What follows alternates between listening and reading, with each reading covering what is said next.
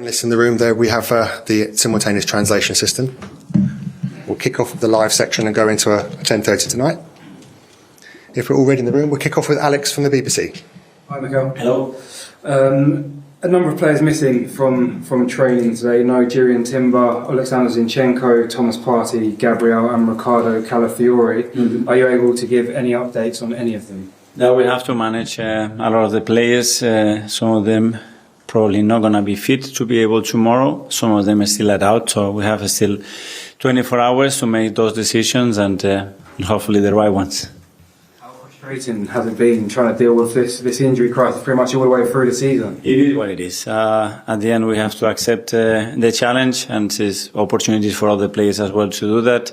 In the ideal scenario we have to be in charge of making those decisions because it's forcing us to make it for the wrong reasons, but as well we need to accept the reality and move forward. I was going to touch on that. How hard is it to be able to play the football you want to, not being able to have a settled backline pretty much throughout the whole season?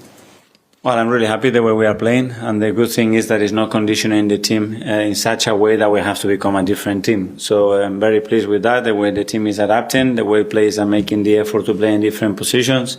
And hopefully the ideal situation will come up very soon and we can do what we want. Obviously you have a great record from set pieces, and I know you've scored 16 goals in your last 5 games, but do you feel you need to create more chances from open play? We want to create more from every angle, and from set piece as well. We could have created more, we created, and we should have scored another 1 or 2. So always trying to evolve and be better. Darmish from Sky. Hello, Mikel. Hello. I know it wasn't the result that you wanted on Sunday, but is the feeling around the place slightly different to when you've had setbacks in the past? Because you seem really, really positive following that game.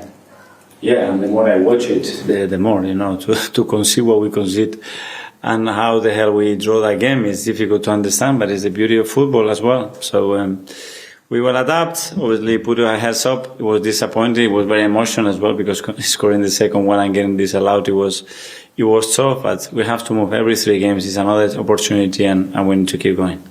You and the majority of your players had their first experience of the Champions League last season. What did you learn from that experience, and is there a belief and a feeling maybe that you can create something special this season? Yeah, we have to do a lot of the things that we do in the Premier League. I mean, the tendency always is to look at the Champions League like something else. So how big is the Premier League? How big is the Champions League? The Premier League is this size and the Champions League is this size. We face incredible, difficult opposition every week, That's the good thing, that when we come up now against a really good team like Monaco, they are doing incredibly well, we are so used to it because we play every 3 days against this kind of opposition. So, yeah, it's learning about certain things, certain scenarios that are different because Champions League is different a certain way, but there are a lot of similarities in the way we have to compete day in, day out in the league. Final one for me. You've spoken about how big an influence your captain has been since he returned, Martin Odegaard. He's also had a big change in his life recently with the birth of a baby boy. Have you noticed anything different about him? That's for him probably to discuss it, but so proud to see them growing in our class, around our people, and making them feel happy, that is the right environment for them to grow as a person, as a football player, as a father in this case, and we are really happy to have this great news in the team. Simon, previous noted. Mikel, can I just check on availability? I know Josh Nichols is someone who can play in that defence, but it didn't look like he was at training. Is he another one who's out for the moment? He's been with some issues. We don't know still whether he's available or not. I can ask you about Gabriel Jesus. It's obviously been a difficult run. I think it's 1 goal in 31 games. Just how is he emotionally and mentally at the moment? Because it's probably the longest run of his career he's had a period like that. Like strikers, they go on phases, in moments, and that gap is become big. It's true that obviously there happen a lot of things there. There happen injuries, absences, no playing or starting games that much, but his attitude has been really good. It always is, and we're going to try to help him to overcome that situation as quick as possible. There were some reports in Brazil last week you'd be willing to let him go in January. Is that the case? No sense. Okay, we'll go to Kaya from Hull. Hi, Mikel. After the Chelsea game, before the international break, the amount of injuries you had, you described it as an absolute nightmare. You started to feel like that all over again with the players missing.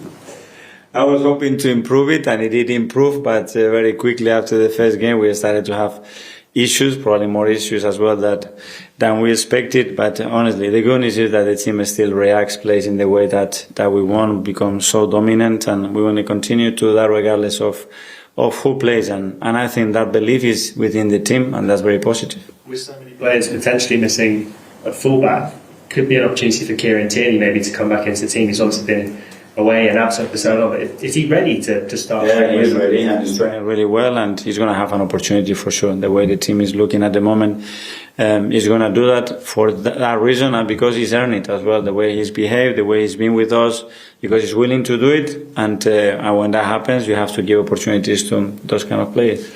Art Athletic. Hi, Mikel. Just on players being unavailable, when you have to make those changes, I know you're quite big on units and how they work. Is that something that's kind of big in your mind when you're having to make those selections? Yeah, because they haven't played together enough, and you have to alter, and you have set some positions in relation to especially the outside play. You have 2, 3, or 0 left-footed sometimes, and that affects in certain ways our dynamics and the way we want to especially attack. But again, we have to adapt, we have to find ways to overcome that and still be very efficient and positive in the way we want to play, and it's been a good challenge. Okay, last two in the live section. We'll go to Phil from PA. Hi, Mikel. Just on injuries, do you have any understanding as to why it keeps happening? Well, they're not going to affect. We have a lot of joint injuries, that are very difficult to predict, to assess. We have some that's been through tackles, for example, that again quite difficult to avoid. And the other ones probably is overload. The amount of minutes that they have to play. The knock-on effect of having 1 or 2 players not available means that you put more stress and more minutes in somebody else. And that's not a good change, because the consequences and the load of other players starts to be too high or much higher than what you want to do. But this is where we are. And I know there's been a lot of focus on Arsenal scoring from set pieces, but are you worried at all that Arsenal aren't scoring enough from open play? No, I don't worry, because when I watch the game again, the situation that we had in open play and what the opposition has created in open play, I don't know if we can do much more than that, especially when I watch Fulham, the previous games against the opposition that they've played. And because the set piece is a consequence of what we do in open play and how we do defensively. And it's a phase that is part of that. And you guys, I know that you see it like this is a piece, this is open play, and I see it like this is open play and set pieces. It's all together with the rest starts of play. But I respect that a lot. Okay. I don't agree, but I respect. Nick at the back from Haters. Hi, Mikel. What are your thoughts on Monaco? What's your assessment of Monaco? Well, really impressive. A really good side. You see the run that they've been in the Champions League and in the league, especially against top opposition. So a real threat. It's a team that is superly well organized, really intense, really good in transition moments as well, and with a lot of quality. So it's going to be a very good test for us tomorrow. And finally, what are your memories of playing against them? I think it's a while ago, but when you were at Paris, you played a couple of times against them, didn't you? Yeah, good. And as well, I think we have a really good link with Arsene, with Thierry as well. There is a big history there as well. It's a very special club, very special place. So yeah, welcome them here and hopefully be better than them and try to win the game.